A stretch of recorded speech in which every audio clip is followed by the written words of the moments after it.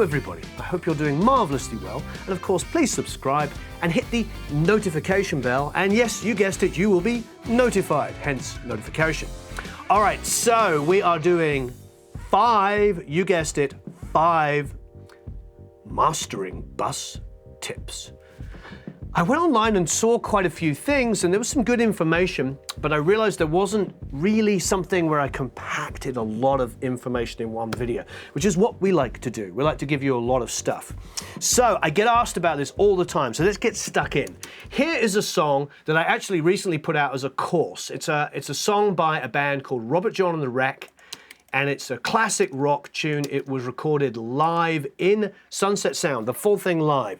So I mixed it completely, 100% entirely in the box. Now, these are the important things to know. When you are working with your master bus, which you can see is highlighted here, when you work with the master bus, if you change the volume going into your master bus, it's post-fade, so it will hit your compressor differently. The bad thing is if you want to turn up the last chorus, for instance. So let's go in and have a listen.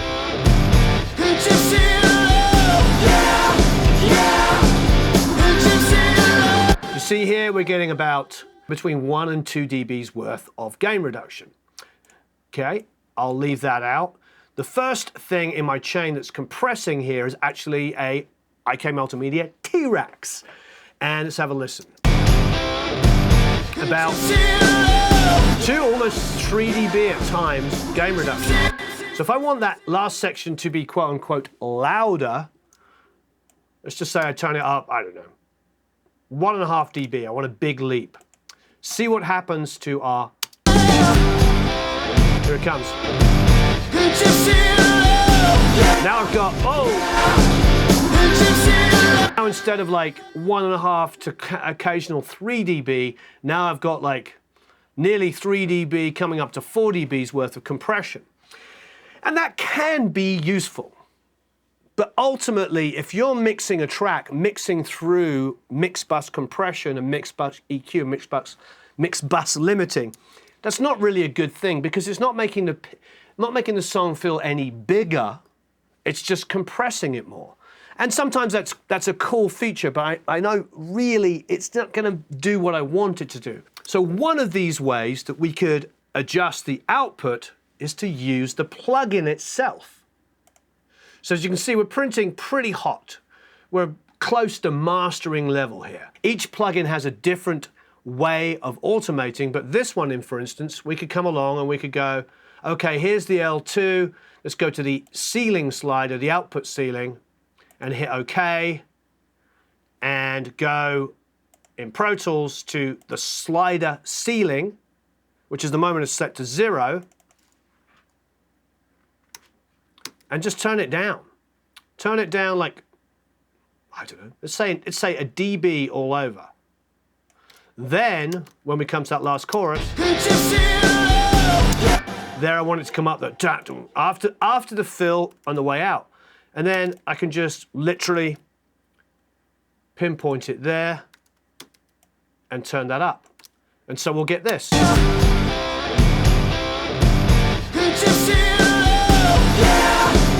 See a lift. It's just a dB lift, but it's nice. Now, great mastering engineers like Gavin Lurse in particular will do this when they master.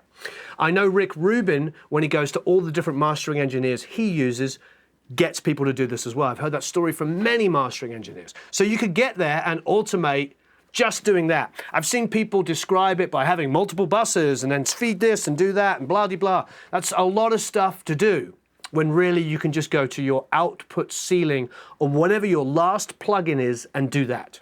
Turn it up and down 0.5 dB. So let's just say we went through the song and now we're turning up and down, you know, choruses and bringing down sections. That's such a quick and easy way of doing it. So now, if we want to do some fun stuff, there's some really, really cool things. Firstly, of course, just using this traditional method here, you can look to a compressor that also has a sidechain high-pass filter. So that is a nice technique for letting some of those lows travel through. So let's have a listen. It's already here on the mix being used. So let's have a listen. If I bring that down, 76 hertz at the moment. Look what's going on. Look at that BU meter. So what's happening? What's happening is all of that low end is really loud and it's compressing first. It is like slamming my compressor.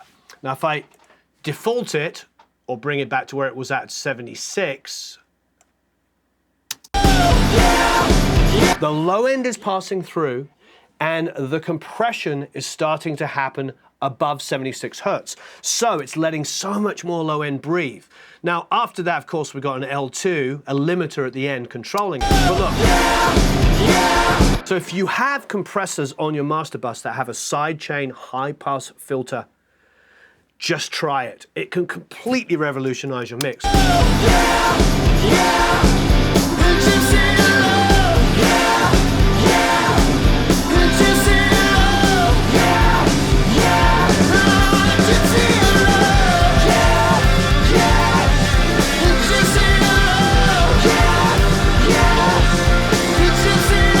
It's huge. It's huge what it does. It really does. It allows that low end to breathe. Let's try some other fun things. We're going to turn off all of these plugins on our master bus. We're just going to leave the master bus completely as it is. Okie dokie. So let us go and highlight everything that would have been going to 1 and 2. So these are all of the outputs. They're either auxiliaries or they're actual, buses, or the tracks themselves that are going straight to the master bus. So now I've got all of those. What I'm going to do, so at the moment I've got 17, 18, and I'm also going to select 15, 16. So I'm giving myself 2 different auxiliary outputs. You're going to see why now. So here you see an auxiliary, 15, 16. I'll call this parallel. I'll call this the parallel bus. Now I'm going to create another one at 17, 18. And I'm going to call this sidechain bus. Okay. Both of those are feeding the master section. So we're going to do a couple of different things here. So the parallel bus, the sidechain bus, and just for one more, we'll call this, just for the heck of it, we'll call this the clean bus. So what's a clean bus? Well, you guessed it. Everything goes through. Clean. That's nothing on the main master bus there. Everything's clean. Now the parallel bus we can have some fun with. We can go absolutely nuts. And the other thing about the parallel bus is you can remove things from it as well. But for the moment, we're going to put the whole mix through it. Okay, so let's go in and, what can we do? Well, let's go in and use something like a Fairchild, a 670.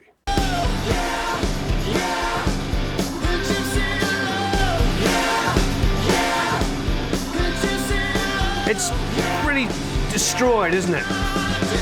The great thing about parallel buses is we can do whatever we like. We can introduce saturation in there, and then we can bring it up underneath. You name it, we can do it. I will always set that to 1, which is the fastest release time we're going to get.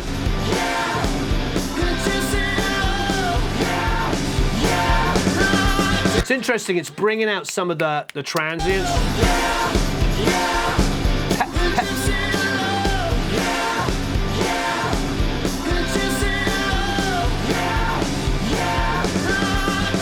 But it's also, quite frankly, annihilating everything. I mean, we could go absolutely nuts on that.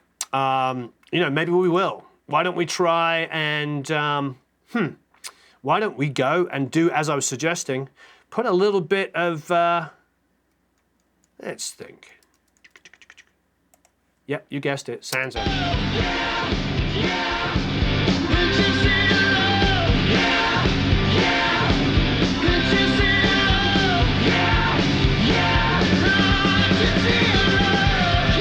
Terrible. Okay, turn it off. Clean bus. 2 together.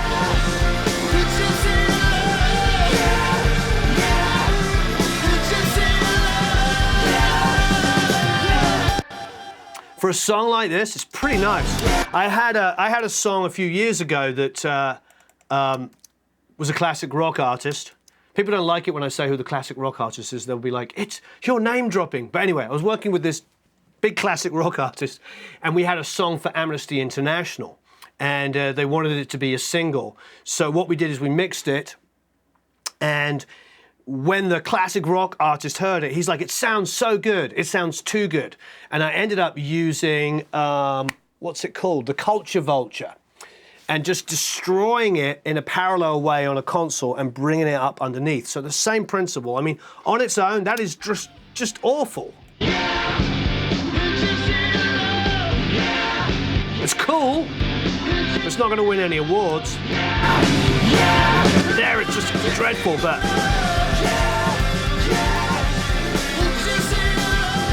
Take it out.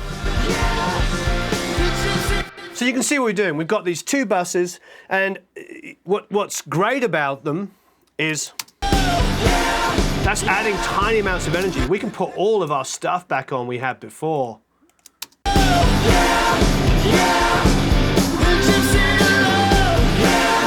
This is nasty. Mute it. Back on. It's just great. I mean, I think the thing to do with stuff like this is be fearless, have some fun. I mean, I have no problem with doing that. I mean, it just sounds really, really cool. So we just added some extra energy in there. What was nice about it as well is it's mid-range and exciting. I didn't really boost any lows, if you listen.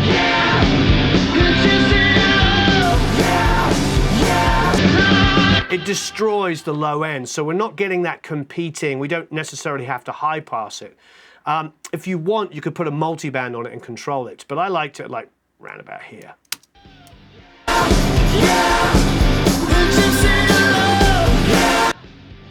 So it's pretty quiet. It's adding some dirt. What a lot of people like about analog was all the wrongness. You know, when people talk about like analog sounds better than digital, well, I spend my life between the two. You know, I have a tape machine, I have an SSL, but I also have 12.8 point whatever and mixing in the box and mixing hybrids. So the reality is that you can get the best of all worlds. And if you're in full digital, like guys like Neil Avron, like Mark Endert, who have some of the biggest records, these guys are working all the time. They're, you know, getting Mark to do an interview with me was like pulling teeth, you know, in some ways, because the guy's so freaking busy. And Neil Avron is so busy, did that 21 Pilots record. I mean, he's killing it. And these guys mix in the box. So here's a fun one. Let's change out our compressor. I'm going to put it over there and leave it bypassed. I'm going to go in and I'm going to, what should we go? What would be pretty clean, you know, not necessarily have too much of a personality, in a good way? I think probably an R comp. I mean,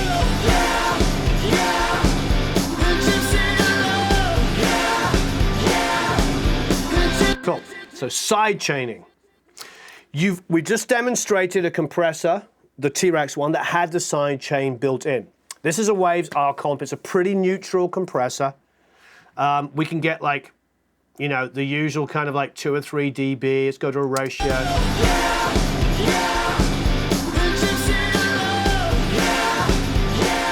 Bring the output up a little bit. Cool. Okay. All right, so we're using it as a gentle compressor. We're getting like, you know, 1 or 2 dB. Beautiful. And we've got a low end coming in here. As soon as we turn on that low end, it's like, ooh. Turn the low end off. See what happened. Back on. So, what's happening? Well, that lovely T-Rex, you know, vintage EQ, the Poltec, you know, I've got like a couple of dB, even though it says 3, it's about 1.5 dB of 60 hertz feeding that compressor. It's like, oops. What's happening? Well, we're getting too much compression now. We're getting a little bit too much. So what can we do? Well, we're gonna do this. We've got our sidechain bus down here. Okay, so let's go to our sidechain bus and let's find an EQ.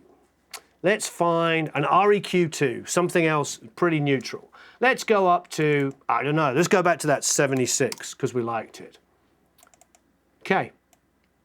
What am I doing? Well, you know, got about 80. Now I'm high passing it. He's high passing it. Okay, and what am I going to do? Well, I am going to send that out. Pick a number, any number, 19. We're going to send it out of 19. You're guessing where I'm going. I'm going back to my R comp. And I'm now going to, yes, you guessed it, set it to 19. So what's happening? Well, now the compressor is only being controlled by the sidechain bus. And the sidechain bus has had 80 hertz and below gently wiped off, not like full blown. So now that is controlling the compressor. You just invented your own sidechain bus. So maybe you don't have a compressor that has it, but you don't need it because, courtesy of that. So look, whether I have my Holtec emulation on or not, still going through. Mute it, bypass it, still compressing about 2 or 3 dB. Put it back on again, 2 or 3 dB. Didn't change at all. All that beautiful boost that we did with that 60 is allowed to pass through because the compressor is only being controlled by the sidechain bus, which doesn't allow that coming through.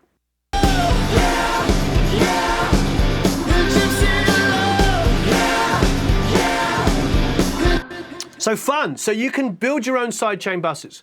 It's really very simple to do. You can parallel, you can sidechain, you can run automation on your limiter or your compressor, whatever is last in your chain. And of course, you have a clean bus where everything passes through. And you can do all kinds of fun things. You can readdress the balance of your parallel and your clean.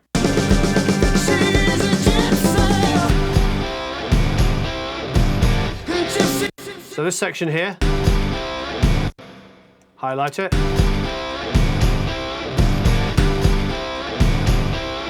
So you see that section there, we can go down to our clean bus and turn it down, I don't know, 15 dB. Go back up and bring it up, I don't know, 11 dB. It's a bit too much. But maybe like this.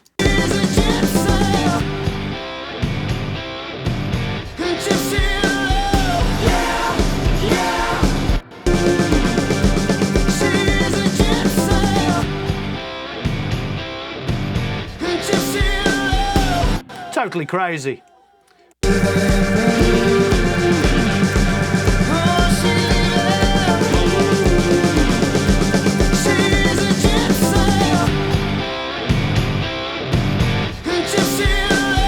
Love it. All the guitars just got trashy and distorted. You know, just gave a whole different feel just for that section. The point is, when you have a parallel bus, you can have so much fun with it. So one thing that's really fun to know is that because all the plugins on your master bus happen to be post-fade, i.e. when you turn the fader up and down, you will get more or less compression, you'll get hotter signal passing through the plugins. They may respond better to that. If they're analog emulations, sometimes they do sound better if they're hit a little bit harder. It really depends because, you know, they add a certain grit and distortion. I know Mark Endek was specifically talking about that, about getting his gain structure just right so the plugins, the emulations he was using actually sounded like the real things. He knows that world really well, so that's a great illustration. So one thing that's important when you are thinking about it in terms like that is, well, for instance, if we have a listen here, we've got this sidechain compressor is being fed from this bus. So if we turn it off, the great thing about it is there's no compression.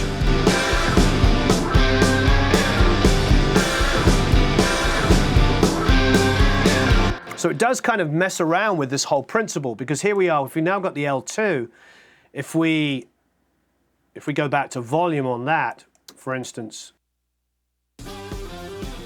so you see, it may not affect the the compressor, because that's still being controlled. The compression amount's still being controlled by that sidechain bus, see? Still being, so that's really nice. So a couple of things you could do is also use your sidechain bus to control your limiter on your EQs and everything. Now, this particular limiter doesn't have that option, but if you wanted to, you could easily create that kind of stuff.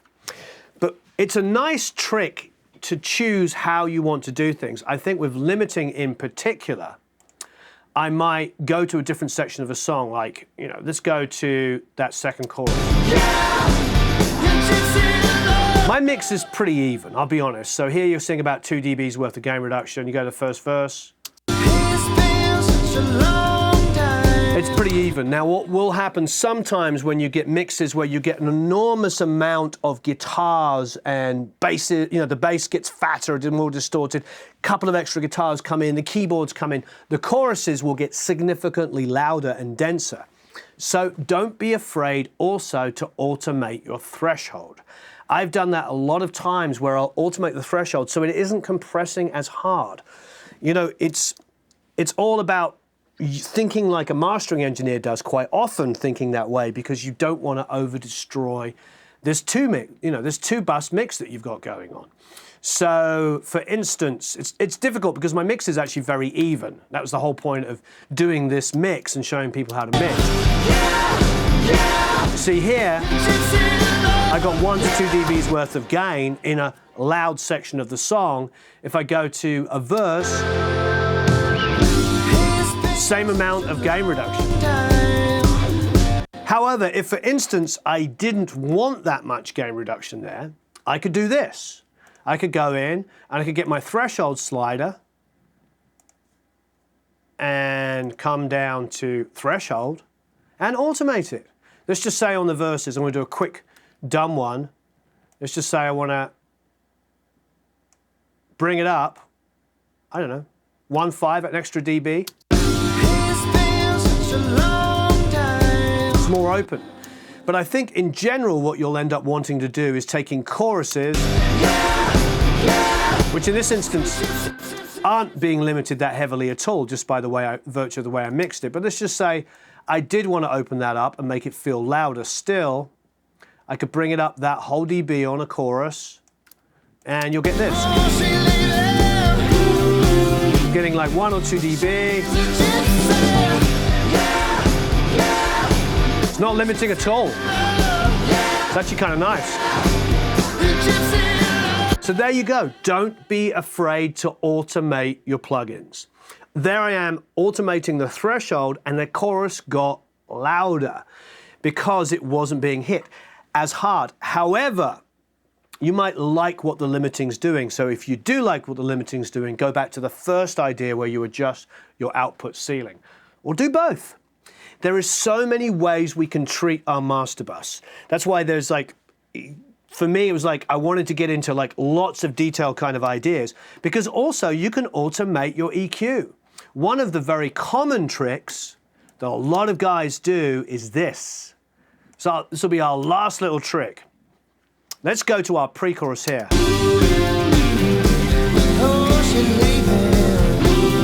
You could bring it down a little bit in volume. That's an easy trick a lot of people do. This is an even simpler one. Let us just find a little area here. I'm moving my L2 to a different place.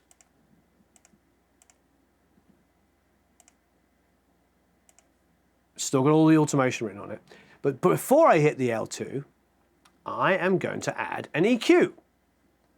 And I'll go to an REQ2 because it's pretty straightforward. And I'm just going to do a little high pass. And I'm not going to go too crazy, but I'm going to go at like where the kick sits at like 60. So this is it off. Put it on. Hit the low end change. It almost sounds like he's playing a little lighter on his foot. Now that's pretty drastic. I think we could probably come up a little bit more here. Another thing we could do that's kind of fun is maybe, let's turn this off for a second, maybe go to like you know, some of the thumping kind of low and like 110, for instance, and pull that out, like here. Oh, she's leaving. Yeah, she's leaving me. Oh, she's leaving. See what it's doing? Very, very subtle. That's a whole 2 dB. Your mastering engineer might dislike you for that. Maybe if we come down a dB, like 1.2 dB, just a little tiny bit, and literally just automate it so it's bypassed. So if I go now to my REQ, it's in bypass at the moment. Now it's on. Now have a listen. Come out of the verse. Pre-chorus.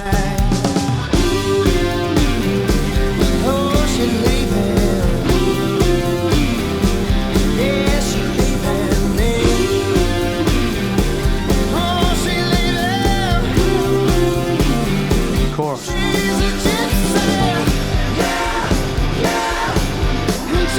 So all that girth came back in, all of those kind of like low lows, but it wasn't too drastic. It wasn't that drastic. I'm down at 1.2 dB at 110 hertz. And, you know, mastering engineers will do tricks like this themselves.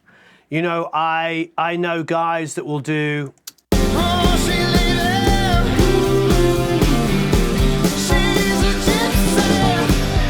For instance, guys might do something like, here we got this crazy thing we did here.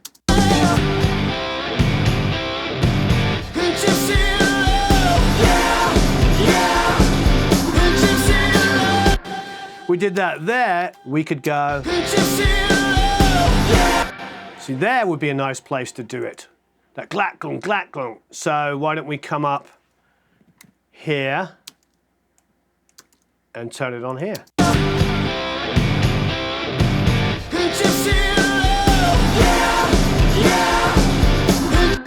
You know, if I change this, for instance, to an REQ4, a 4-band EQ, I could go even crazier.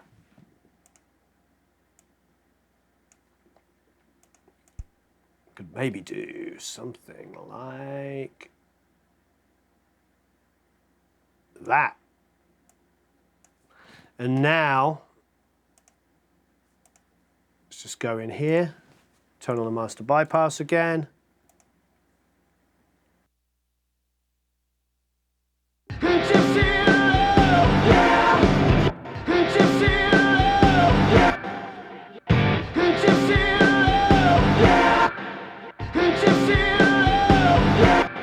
So here, let's open that up. Not quite so crisp. So it's all mid-range, no low lows.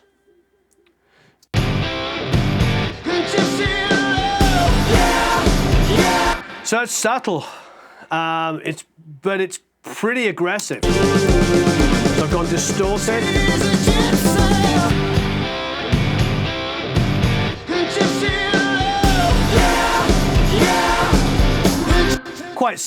Quite silly indeed. I like the way that sounded. I do think the top could probably be opened up a little bit more. It doesn't need to be quite so drastic.